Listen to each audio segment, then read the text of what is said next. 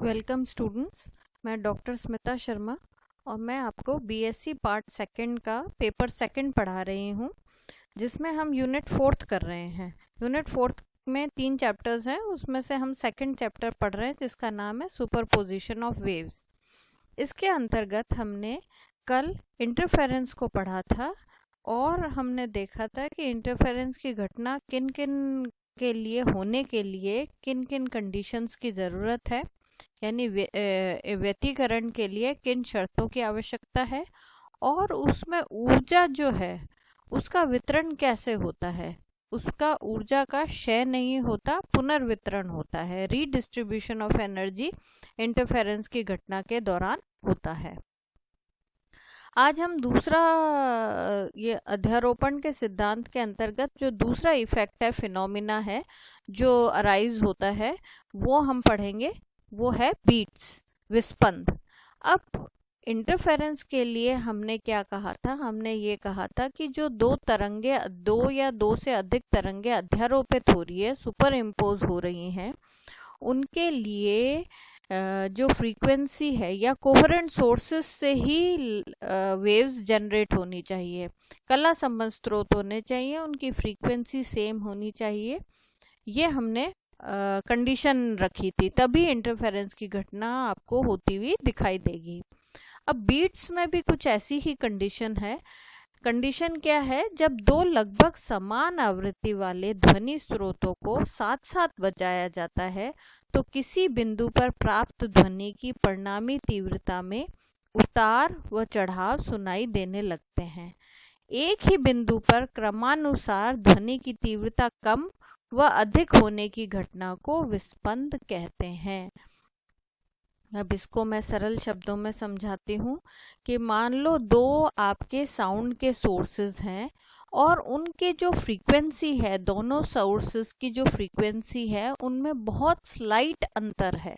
Same frequency के नहीं है, अंतर है, लेकिन बहुत मामूली सा अंतर है। Small differences there between frequencies of the two waves that are originated from two different sound sources, तो ऑडियो सोर्सेज हैं। तो वो हमने एक साथ उनको बजाया। उससे बजाने के कारण क्या होगा? दोनों तरंगे उत्पन्न करेंगे, वो तरंगे अध्यारोपित होना शुरू हो जाती है। तो आप जहां पर अध्यारोपण हो रहा है उन सभी तरंगों का, उसमें से कोई एक बिंदु आप ले लीजिए, आप सेलेक्ट कर लीजिए। इस पॉइंट पे मैं स्टडी कर रहा हूँ, उसको पॉइंट पी मान लिया। तो उस पी पॉइंट पर क्या होता है? जो रिजल्टेंट इंटेंसिटी है वो कभी तो आपको बहुत तेज सुनाई देगी उसी बिंदु पर, और उसी बिंदु पर कुछ समय बाद आपको एकदम धीमी सुनाई देगी। यानी यूं कह सकते हैं कि एक ही जगह हम खड़े हुए हैं और दो सोर्सेस से साउंड आ रही है, तो हमारे को उसी जगह पे खड़े खड़े आवाज एक कुछ समय के लिए तेज और कुछ समय के लिए धीमी सुनाई देगी। ये कुछ इफेक्ट ऐसा ही है जैसे अगर अपन ये एफएम रेडियो वगैरह सुन रहे हैं और अपन थोड़ा सा उसकी जो एरिया रेंज है उससे बाहर निकल जाते हैं, आउटस्कर्ट्स पे चले जाते हैं, जो उसका फील्ड है जहां जहां पर एफएम सुनाई देता है, तो क्या होता है? अचानक से आपको ऐसा लगता है एकदम क्लियर आवाज आने लग गई रेडियो के अंदर। फिर कुछ समय बाद ही आपको क्या होता है? उसी जगह पर आपने रख रखा है उसको, आप कोई गाना सुन रहे हैं तो गाने में एकदम स्पष्ट रूप से आपको सुनाई दे रहा है। कुछ समय पश्चात आपने उसकी सिचुएशन को चेंज नहीं किया, ना आप मूव हुए, लेकिन उसके बावजूद वो एकदम से धीमी पड़ जाती है। और फिर धीमे पड़ने के बाद कुछ समय पश्चात पुनः सुनाई देने लग जाती है स्पष्ट रूप से। तो ये जो ध्वनि का उतार चढ़ाव है, इस घटना को ही हम विस्पंद कहते हैं या बीट्स कहते हैं। तो ये बीट्स का हम मैथमेटिकल एनालिसिस करेंगे कि ये कैसे प्रोड्यूस होती हैं।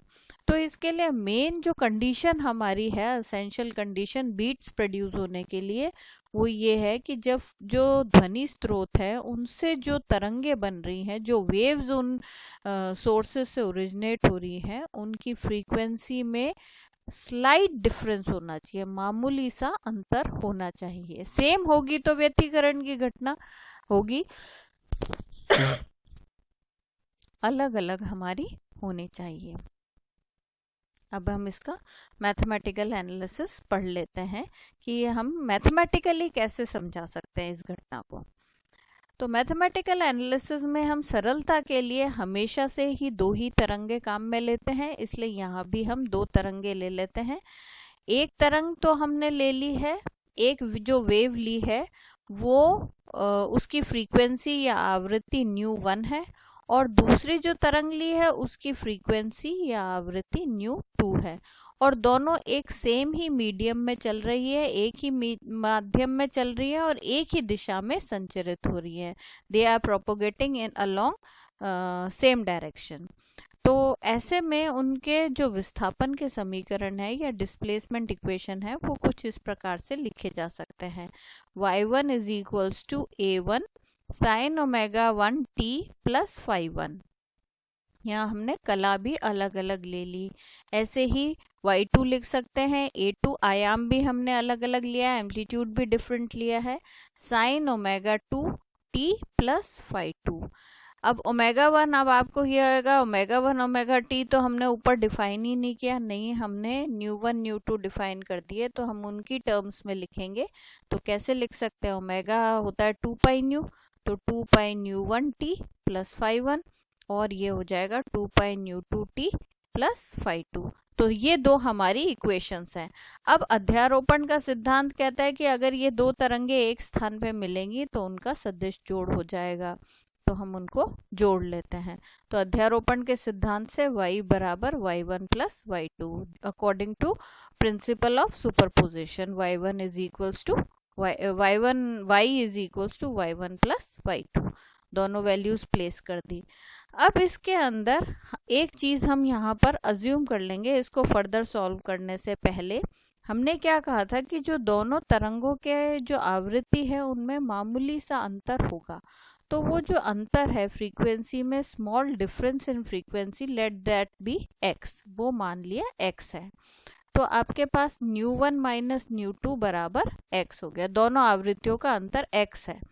तो इस आधार पर हम ν1 क्या लिख सकते हैं, ν1 लिख सकते हैं ν2 प्लस x। अब ये वैल्यू हम ν1 की जगह पर प्लेस कर देंगे जिससे कि हम इस इक्वेशन को सिंप्लीफाई कर सकें। तो मैंने क्या करा, यहाँ ऊपर ν1 की जगह लिख दिया ν2 plus x T plus phi1। अब ये इसको हम पहले के जैसे ही, जैसे हमने इंटरफेरेंस में, व्यतिकरण में साइन a प्लस बी वाला फॉर्मूला लगा के खोला था, वैसे ही हम इसके अंदर भी ओपन कर लेते हैं। तो इसके अंदर भी देखो साइन a ये हो जाएगा और b ये हो जाएगा कॉस b, फिर कॉस a साइन b, कुछ इस तरीके से आएगा। तो पहली जो टर्म है वो हमारी क्या होगी, साइन की होगी। तो मैंने इसके अंदर भी साइन की टर्म आ रही है, इसके अंदर भी साइन की टर्म आ रही है, उन दोनों को मैंने कॉमन ले लिया। क्या ले लिया, साइन 2 पाई न्यू टी इस वाली पहली वाली में भी आएगी, और इस वाली में बाकी बची हुई क्या हो जाएगी a1, और sign A cos B cos A sine B, तो कॉस बी बचेगा। कॉस बी क्या है, ये phi1 वाला है, साथ ही साथ 2 पाई एक्स टी भी है, क्योंकि केवल ν2 ही हमने काम में लिया। तो मतलब यहाँ पर जो मैंने a अज्यूम करा है वो मैंने क्या मान लिया, वो मैंने, ये a है, ये मेरा a है, ठीक है, और ये b है, ये और ये दोनों मिला के b बनेगा। तो sign A cos B cos A sine B, तो कॉस b जो है वो क्या हो जाएगा 2 pi x T plus phi1। ऐसे ही इसके अंदर से ये a मान लिया मैंने, इसको a माना है और इसको मैंने b मान लिया, ठीक है, तो इसको b मान लिया। तो इसके हिसाब से क्या हो जाएगा, a तो ये हो गया, cos b क्या होगा, cos केवल phi2 होगा और a2 से गुणा होगा। तो ये मैंने दोनों वाली जो पहली टर्म्स है उनमें से साइन 2 पाई न्यू टी को कॉमन ले लिया, तो आपके पास आ गया a1 cos 2 pi x T plus phi1 plus a2 cos phi2, ये आ गया। अच्छा, ऐसे ही सेकंड टर्म के अंदर, अब सेकंड में क्या होगा, cos a साइन b, इसमें भी cos a साइन b, तो cos a वही 2 पाई न्यू 2 t हो जाएगा, तो मैंने cos pi nu two T को कॉमन ले लिया और उसके आधार पर मेरे पास जो बना वो क्या बन गया, a1 sine 2 pi x T plus phi one plus a2 sine phi two आ गया। अब ये मेरे पास दो आ गई, तो साइन के साथ जो ब्रैकेट में टर्म है उसको मैं एक क्वांटिटी अज्यूम कर लेती हूँ और जो कॉस के साथ जो ब्रैकेट में टर्म है उसको मैं दूसरी क्वांटिटी अज्यूम कर लेती हूँ। तो let a1 cos 2 pi x T plus phi one plus a2 cos phi two is equals to R cos theta. अब आर और थीटा मैंने सपोज किया है ना, ये इक्वेशन 3 हो गई। ऐसे ही सेकंड पार्ट को मैंने आर साइन थीटा सपोज कर लिया। अब आर और थीटा क्योंकि हमारे अननोन क्वांटिटीज हैं, इनको हमें बाद में फाइंड आउट करना पड़ेगा, लेकिन एक बार हमने इनको अज्यूम कर लिया तो ऊपर वाली इक्वेशन में प्लेस कर देते हैं। तो जैसे ही आप प्लेस करोगे तो आर तो दोनों टर्म्स में आर कॉमन निकल जाएगा और ये बन जाएगा sign A cos B cos A sine B.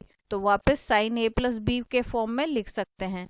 तो मैं कैसे लिख सकती हूँ, R sine 2 pi nu two T plus cos theta. ये मैंने एक बार पहले तो इसको खोल के लिख दिया और फिर उसके बाद मैंने ए प्लस बी वाला फॉर्मूला लगा दिया। तो क्या आ गया मेरे पास, sine 2 pi nu two T plus theta. अब मुझे यहाँ इसमें क्या चीजें हो गई, ये आर तो है मेरा परिणामी आयाम है ना, रिजल्टेंट एम्पलीट्यूड, और थीटा क्या हो गया, मेरा कला कोण हो गया, फेज एंगल हो गया। ठीक है, अब मुझे ये आर और थीटा क्योंकि मैंने अज्यूम किया है, इन्हें निकालना पड़ेगा। तो इसको निकालने के लिए हम पहले टेन थीटा निकाल लेते हैं, थीटा कैलकुलेट करते हैं। तो थीटा कैसे कैलकुलेट करेंगे, हम टेन थीटा निकालते हैं। तो 4 को 3 से डिवाइड कर दें, टेन थीटा निकल जाएगा है ना। तो टेन थीटा हमारा क्या आ जाएगा, टेन थीटा ये आ जाएगा a1 sine 2 pi x T plus phi one plus a2 sine phi two upon a1 cos 2 pi x T plus phi one plus a cos phi two, ये हमारा, और इससे थीटा निकल जाएगा टेन इनवर्स ऑफ दिस। तो theta तो हमारा ज्ञात हो गया। और आर ज्ञात करने के लिए हमारे को क्या करना पड़ेगा, जो ऊपर 3 और 4 नंबर इक्वेशन है उसको स्क्वायर एंड ऐड करना पड़ेगा। स्क्वायर एंड ऐड करेंगे तो जो राइट हैंड साइड है वो तो आर स्क्वायर बन जाएगा और इधर होल स्क्वायर की दो टर्म्स आ जाएंगी। तो हम इसके अंदर देखो ऐसे ही लिखा है मैंने, इधर तो आर स्क्वायर हो गया और जो लेफ्ट हैंड साइड वाली टर्म थी उनको मैंने इधर लिख लिया, a1 cos square 2 pi x T plus phi one, फिर इसका हो जाएगा a2 square cos square phi two हो जाएगा और plus 2a1 a2 cos of this और कॉस ऑफ दिस, कुछ इस तरीके से आएगी। तो मैंने क्या करा है, उन सारी चीज़ों को आप पेन पेपर लेकर इसको सिंप्लीफाई कर सकते हैं। मैंने क्या करा है, जो सिमिलर टर्म्स है कॉस और साइन की उनको एक साथ लिख लिया। उससे क्या फ़ायदा होगा, मेरा cos square theta sine square theta 1 होता है तो ये टर्म मेरी 1 हो जाएगी। तो अगर सिंप्लीफाइड फॉर्म देखें तो मेरे पास क्या होगा, a1 स्क्वायर होगा क्योंकि ये टर्म हम मेरी, ये वाली जो पूरी टर्म है ये 1 हो गई। फिर a2 स्क्वायर के साथ जो टर्म है ये भी 1 हो गई, तो केवल a2 स्क्वायर रह गया, प्लस 2a1 a2 में cos A cos B plus sign A sine B है। तो ये किसका है, कॉस ए माइनस बी का फॉर्म है, तो मैं इसको कॉस ए माइनस बी के फॉर्म में लिख दिया। तो ये हमारा कुछ इस तरीके से आ गया। ठीक है, तो 5 1 माइनस 5 2 लिखा है इसलिए ये बाहर पॉजिटिव साइन आ गया। तो मेरे पास आर का मान ये आ गया, ये मेरे पास क्या आ गया, परिणामी आयाम आ गया, रिजल्टेंट एम्पलीट्यूड आ गया। अब रिजल्टेंट एम्पलीट्यूड में हमने जैसे व्यतिकरण में किया था, अधिकतम आयाम और न्यूनतम आयाम निकाला था, वैसे ही हम इसके अंदर भी निकालेंगे। लेकिन इसमें निकालने पर आप देखिए वहाँ तो सीधा सीधा सा निकल गया था, लेकिन यहाँ पर क्या होगा, यहाँ पर जैसे आपने आर का मान अधिकतम कब होगा, जब ये मान अधिकतम होगा तो इसको अधिकतम लिख दो, और कॉस का अधिकतम मान 1 होता है तो इसको ये 1 होना चाहिए। तो इसको मैं कैसे लिख सकती हूँ, एक जो है वो 2m पाई लिख सकती हूँ। अब ये m का अलग अलग मानों के लिए कॉस ये जो मान है ये अलग अलग होगा और उसी कारण से r भी अलग अलग हो जाएगा। जब m बराबर 0 रखेंगे तो हमारे पास क्या हो जाएगा, m बराबर अगर 0 रखते हैं तो 5 1 minus 2 pi x T zero लिख देंगे, है ना। ये वाला जो टाइम है इसको टी जीरो लिख दिया, plus 5 1 minus 5 2 is equals to 0, है ना। क्योंकि यहाँ पर m जीरो रखा है तो ये पूरी टर्म जीरो हो गई, जीरो हो गया, है ना। तो अब ये जीरो हो गया। इसी आधार पर अगर m1 बराबर 1 रखेंगे तो क्या होगा, ये तो 2 पाई रह जाएगा और ये हो जाएगा 2 पाई एक्स टी वन लग दिया मैंने इसको, प्लस 5 1 माइनस 5 2 बराबर 2 पाई। 2 रखेंगे तो ये 4 पाई हो जाएगा। अब ये मेरे पास 3 इक्वेशन आ गई अलग अलग सिचुएशन के लिए, जब m 0 है, 1 है और 2 है। तो अब इसके अंदर मैं क्या करूंगी, 7 नंबर इक्वेशन में को 8 में से घटा देती हूँ।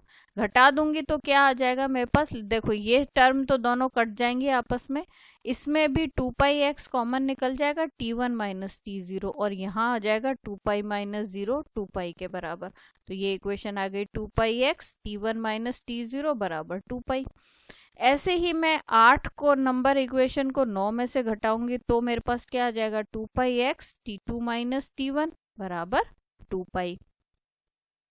अब इनकी दोनों की राइट हैंड साइड बराबर है तो लेफ्ट हैंड साइड भी बराबर होनी चाहिए, मैंने दोनों को बराबर रख दिया। 2 pi x t one minus t zero बराबर 2 pi x t two minus t one.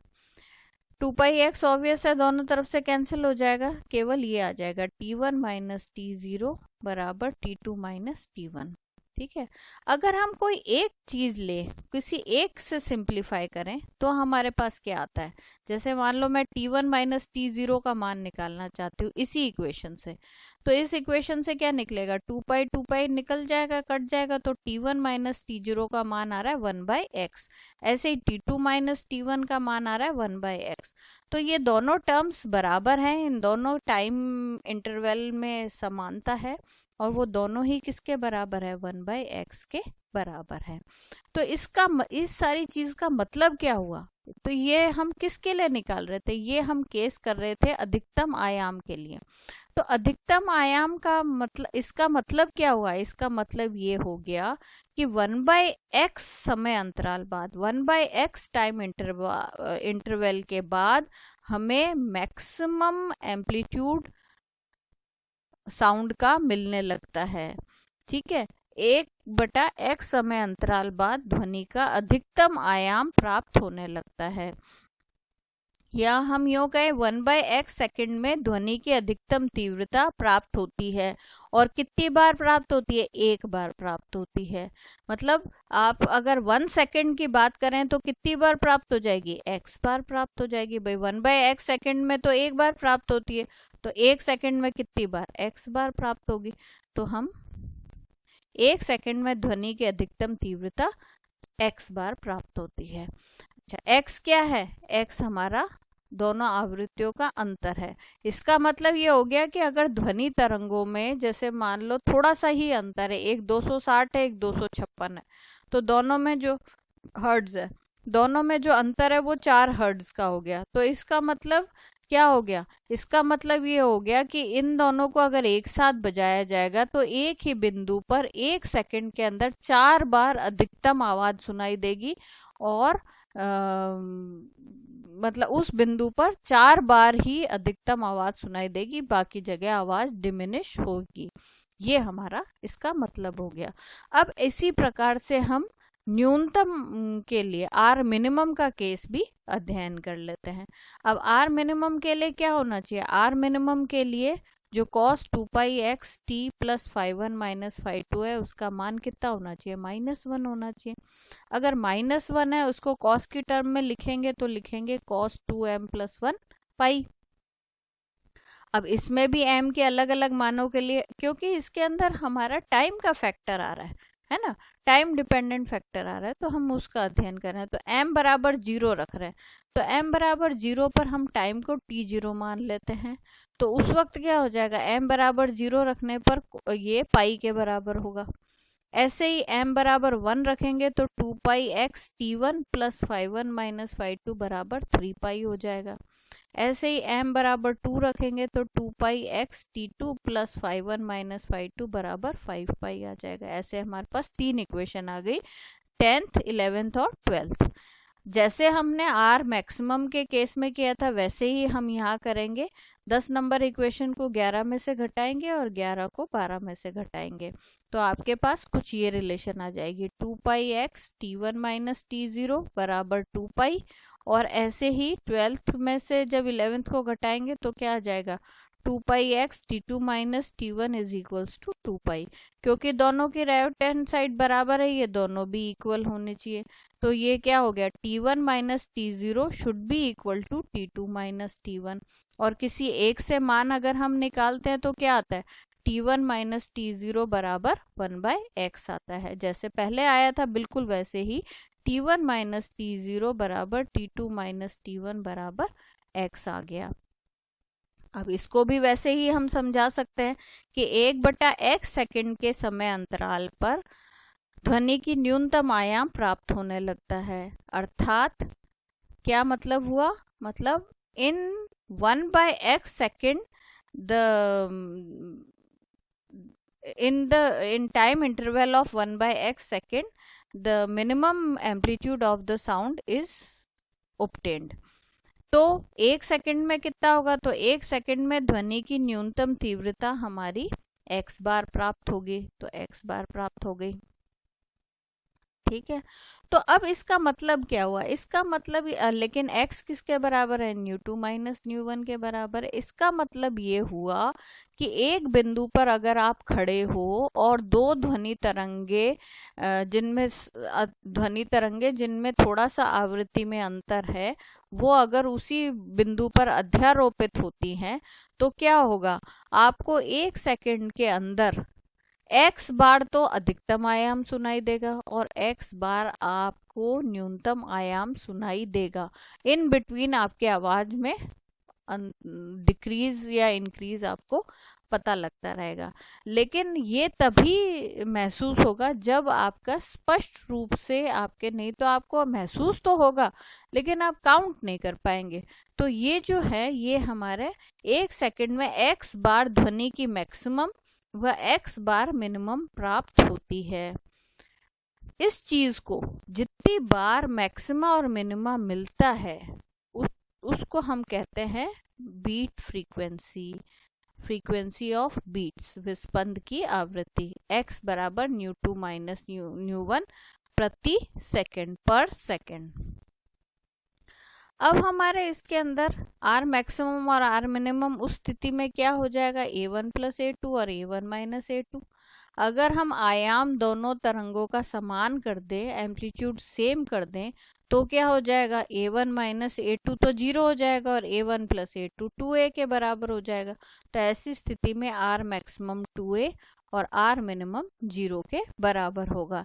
ऐसी स्थिति में क्या होगा, ये आर मैक्सिमम जब ज़्यादा होगा और आर मिनिमम स्पष्ट रूप से 0 होगा तो हमारे को क्या ज़्यादा बेहतर तरीके से सुनाई देगी।